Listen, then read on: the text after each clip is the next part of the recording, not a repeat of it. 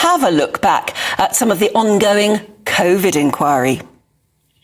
It was striking that something that I felt personally was obviously deeply worrying, that there was a sort of de facto assumption that we were going to be great without any of the hesitancy or questioning or that sort of behind closed doors bit of government, which isn't about saying everything's smashing and going brilliantly, but actually being a bit more reflective. The sort of unbelievably bullish, we're going to be great at everything approach is not a smart mentality to have inside a government meeting.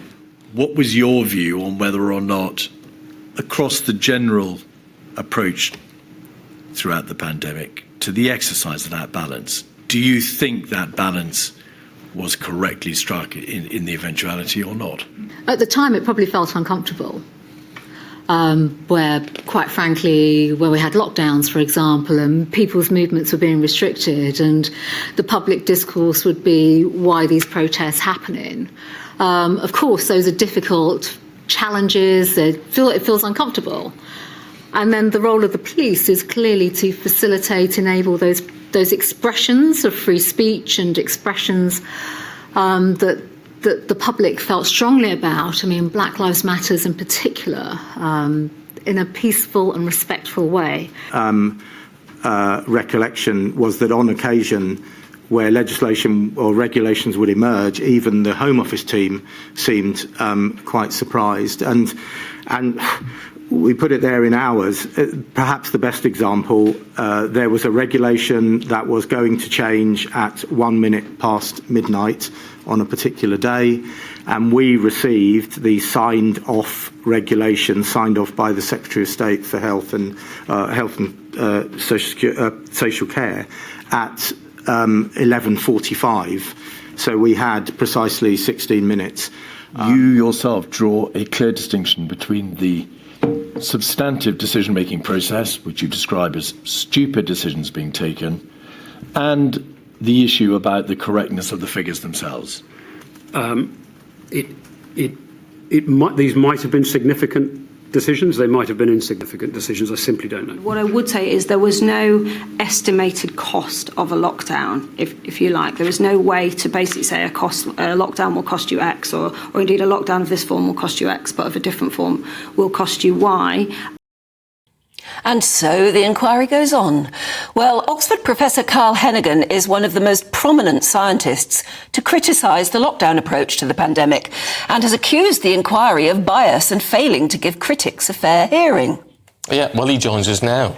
Good to see you this morning. Is this inquiry achieving anything at this stage? Because it all seems to be, frankly, it's about WhatsApp messages, isn't it? Yeah, you're right. I mean, look, you can tell that government's in disarray. They talk about mad and poisoning, brutal and useless, and we get the WhatsApp messages. Whereas out there in the wider world, people want to get rid of these sorts of issues and focus on the more important issue. Did lockdown work? Did all of these policies make the difference?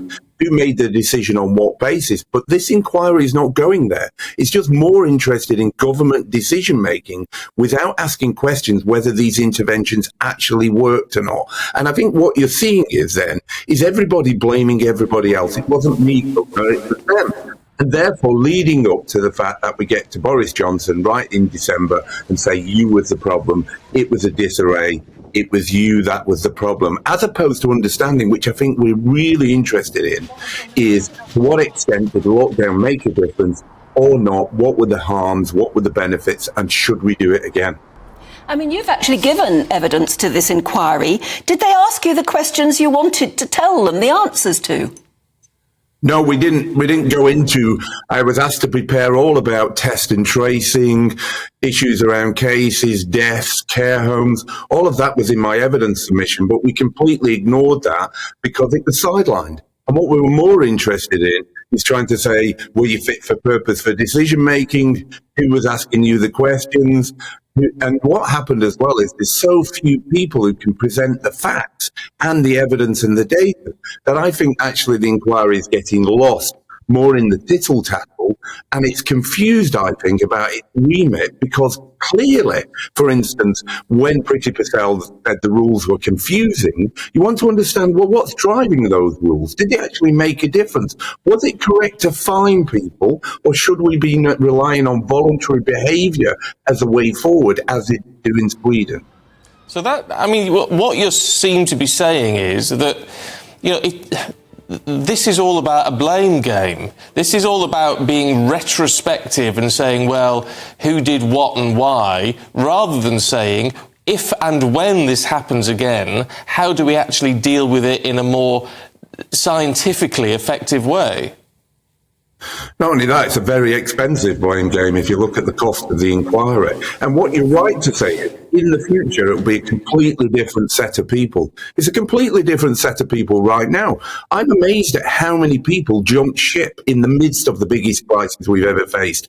You saw on your bylines there, everybody is former. They've moved on to do something else. So you've got a completely different set of people. In a couple of years, you'll have a different set of politicians, and therefore, what does a playbook look like when they say, what's the evidence to inform what we do? I think it's going to be bare, because we're going to end up learning very little about what works and what doesn't. When I talk to lay people about this inquiry, one of the questions they most want to know is whether it was ever right that politicians made these big health decisions, or whether it should have been the scientists and the doctors. What's your conclusion on that question? So I take it slightly further back, because we have legislation like the Public Health Act, and then they had to write the Coronavirus Act on top of that because it wasn't fit for purpose. That Coronavirus Act then sidelined Parliament and gave the power to a very few people, many of them unelected, like Dominic Cummings. So the question is the legislation fit for purpose? Was it right to sideline Parliament? Because what you're seeing is decisions made in a rush. We saw that one with 15 minutes to midnight to go, without any scrutiny of the decision making, and people, even the Cabinet Office, weren't involved in the decision making. So I think it's right to ask questions about the legislation that allows us to make decisions. And in doing so, some legislation needs to be enshrined in law, like your right to freedom of movement means it can only be overwritten if it's clearly a public health interest that overrides that mandate. And I would ask that we look at the laws, not at the people making the decisions. Professor, are we any clearer in understanding whether, I mean, I know there are several lockdowns, but if we say lockdowns in general, whether they were the right strategy, and what would have happened with the pandemic if there had been no lockdown? Well, you see, that's the sort of question exactly where you look for the control group. You start to look at comparisons across Europe. You might look at Sweden, for instance, who didn't lock down. You might look at some countries that did better earlier on, like Germany, who had much more greater hospital capacity. They have about 3 to 4 times as many beds per 1,000 population than we do. So you do them comparisons within the inquiry and try and learn lessons. Particularly one lesson, which I hope comes up in one of the modules, is a lesson in care homes, because that's where the utter failure occurred, and where in the first wave, about 40% of the deaths occurred. So you really want to understand lockdowns did nothing for some of the most vulnerable people, and we need to learn those lessons. Yes. So every time we've ever spoken to various experts on COVID, all of the scientists and doctors say, you know, it's going to happen again. There's going to be another pandemic. Have we learned enough, or are we learning anything like enough to be able to know how to cope with the next one? Well, let's set aside a pandemic. We're going into winter right now, and at the moment, the respiratory infections, the acute respiratory pathogens out there are starting to climb. One of them at the moment is a virus called RSV, and that's particularly affecting under 5s, and that's going up. And at the moment, it looks like influenza is about to come in as we get to the darkest time of the year and the coldest. We are not prepared for this winter. And we're not prepared because we don't have enough hospital beds. We're not flexible in our approach.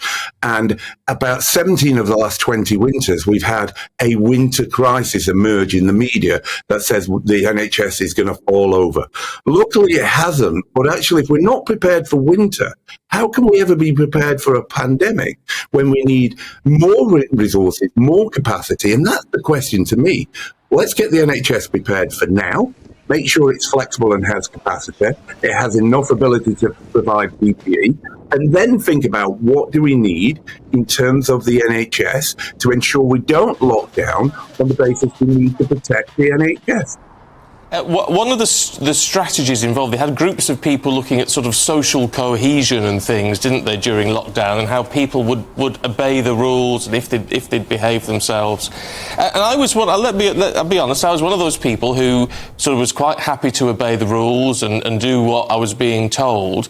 Looking at what's coming out so far now, and because of the utter confusion and the toing and froing from different positions, I have very little confidence now in those decisions that were made. So that would mean if something happened again, I'd question it even more strongly. Is that going to be problematic? So I think you've got two issues there. There was a group of people who followed the rules, but let's be clear, there was a group of people who became fatigued. We go to people, and I spoke to people in Leicester and Oldham and around these areas where they had months and months of restrictions. There were problems with fatigue. There's problem with confusion and a breakdown where people said, I don't understand the rules. And then third, you're right, there's the issue of a lot of people have had to apologise for breaking the rules. The key issue there is surely when you're asking these people, they couldn't have understood or believed the rules themselves, like Dominic Cummings or Neil Ferguson. So if you don't believe the rules yourself, how do they then apply to everybody else? But your final point is you really want to understand what's the evidence for this rule? How much does it make a difference? And in doing so, if you can explain that really well, then the population may go with you and understand what's happening. And I think that's key in the next time, but you're right. But it depends on the amount of time in between here. You're talking next year, you know, everybody's going to remember. But if we come back in 10 years' time, most people will have moved on and forgot what's happened this time around. Yeah, good point. Carl Heneghan, really good to talk to you this morning. Thank you very much indeed. Thank you. Gosh. Fascinating. Yeah, and he is the man who knows, I think, isn't he? And it's funny, he was saying there at the end, where if it comes back in 2 years, we won't be ready. The inquiry won't be finished in 2 years. It's crazy. All these people calling for the inquiry, is it actually achieving anything? I'm not sure it is.